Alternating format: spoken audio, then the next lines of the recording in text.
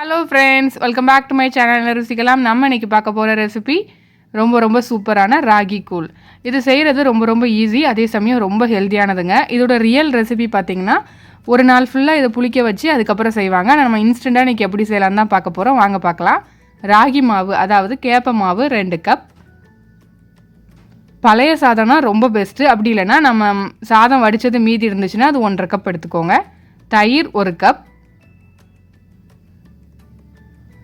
உப்பு தேவையான அளவு. இப்போ ஒரு பாத்திரத்தில் 2 கப் ராகி மாவு, அதாவது கேப்பை மாவு சேர்த்துக்கலாம். சேர்த்துட்டு இதுக்கு 4 கப் தண்ணி நான் சேர்த்துக்கிறேன். முதல்ல 4 கப் தண்ணி சேர்த்துட்டு நல்லா மிக்ஸ் பண்ணி விடுங்க. கொஞ்சம் கூட அந்த கட்டி இல்லாத அளவுக்கு நல்லா மிக்ஸ் பண்ணிக்கோங்க. இது ஆக்சுவல் ரெசிபி இப்படி பண்ணுவாங்கன்னா, அந்த மாவு இப்படி கலக்கி ஒரு நாள் ஃபுல்லாக வச்சுருவாங்க. வச்சுட்டு இப்போ நான் அடுப்பை ஆன் பண்ணலை, நல்லா மிக்ஸ் பண்ணி அந்த கட்டி இல்லாமல் நல்லா கரைஞ்சி வந்ததுக்கப்புறம் தான் அடுப்பை ஆன் பண்ணணும்.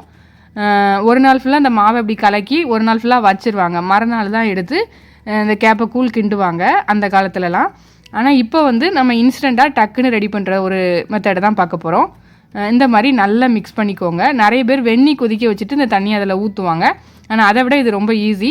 இப்போ இதில் இன்னும் 2 கப் தண்ணி சேர்த்துக்கிறேன். நான் இப்போ நல்ல மாவை போட்டு 4 கப் தண்ணி ஊற்றி ஃபஸ்ட்டு நல்லா மிக்ஸ் பண்ணிட்டோம். அதுக்கப்புறம் இன்னும் ஒரு 2 கப் தண்ணி சேர்த்துருக்கேன். இப்போ ஃப்ளேமை மீடியம் ஃப்ளேமில் வச்சுருக்கேன். இப்போ இதை நல்லா மிக்ஸ் பண்ணிக்கிட்டே இருக்கணுங்க. மீடியம் ஃப்ளேமில் வச்சு மிக்ஸ் பண்ணுங்கள். அப்போ தான் உங்களுக்கு ஒரே மாதிரி ஹீட் எல்லா பக்கமும் பரவும். இப்போ நல்லா மிக்ஸ் பண்ணி விட்டுட்டே இருந்தீங்கன்னா இந்த மாதிரி கரண்டியில் பார்த்திங்கன்னா கொஞ்சம் கட்டியாக வர ஆரம்பிக்கும். இப்போ நான் திரும்ப காமிக்கிறேன் பாருங்கள். இந்த மாதிரி வரும். இந்த மாதிரி ஸ்டேஜில் நீங்கள் ரைஸ் ஆட் பண்ணிடலாம். பழைய சாதம் நீங்கள் சேர்த்திங்கன்னா ரொம்ப சூப்பராக இருக்கும். இல்லை உங்கள்கிட்ட பழைய சாதம் இல்லைன்னா இன்றைக்கி அதாவது நேற்று நீங்கள் வச்சுருந்த சாதத்தை இன்றைக்கி போட்டுக்கலாம். அப்படின்னா கரெக்டாக இருக்கும். இல்லை உங்கள்கிட்ட லெஃப்ட் ஓவர் ரைஸ் இருந்தால் அதை கூட நீங்கள் சேர்த்துக்கலாம். நான் இன்றைக்கி 1.5 கப் ரைஸ் சேர்த்துருக்கேன், பழைய சாதம் சேர்த்துருக்கேன். இப்போ இதை நல்லா மிக்ஸ் பண்ணிக்கோங்க. இனிமேல் பார்த்திங்கன்னா உங்களுக்கு கொஞ்சம் கட்டி பிடிக்க ஆரம்பிச்சிடும். அதனால் பார்த்திங்கன்னா நல்லா மிக்ஸ் பண்ணிக்கிட்டே இருக்கணும். அது ஒன்று தான் இந்த ரெசிப்பியில் வேலை. நல்லா மிக்ஸ் பண்ணிகிட்டே இருங்க. இந்த ரைஸ் சேர்த்த பிறகு ஃப்ளேமை லோ ஃப்ளேமில் வச்சுக்கோங்க. லோ ஃப்ளேமில் வச்சுட்டு நல்லா மிக்ஸ் பண்ணிக்கிட்டே இருங்க. கட்டி விழாத அளவுக்கு நல்லா மிக்ஸ் பண்ணிக்கிட்டே இருக்கணும். நல்லா மிக்ஸ் பண்ணுங்கள்.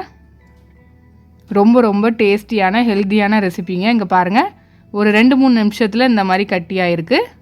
ஆல்மோஸ்ட் ரெடி ஆகிடுச்சு. இப்போ நமக்கு இந்த அளவுக்கு நல்லா கட்டியாக வந்ததும் அடுப்பை ஆஃப் பண்ணி இதை அப்படியே ஓப்பன்லேயே இப்படி விட்டுருங்க. கொஞ்சம் நேரம் க்ளோஸ் பண்ண வேணாம். இதை அப்படியே நல்லா ஆற வச்சுருங்க.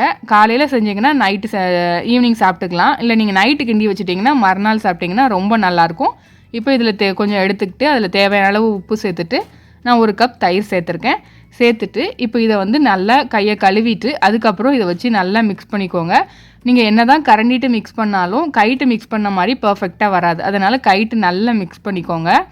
நல்லா மிக்ஸ் பண்ணிவிட்டு அதுக்கப்புறம் தேவையான அளவு தண்ணி சேர்த்துக்கோங்க. எனக்கு கொஞ்சம் லிக்விடாக இருந்தால் பிடிக்கும், அதனால் கூட கொஞ்சம் தண்ணி சேர்த்துருக்கேன். நீங்கள் தண்ணி வேணால் கொஞ்சம் கம்மியாக சேர்த்துக்கலாம்.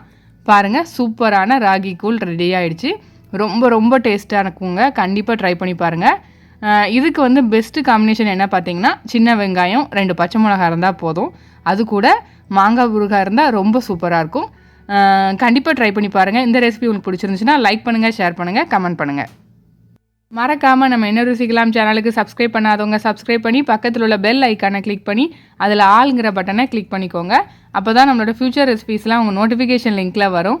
Thank you friends.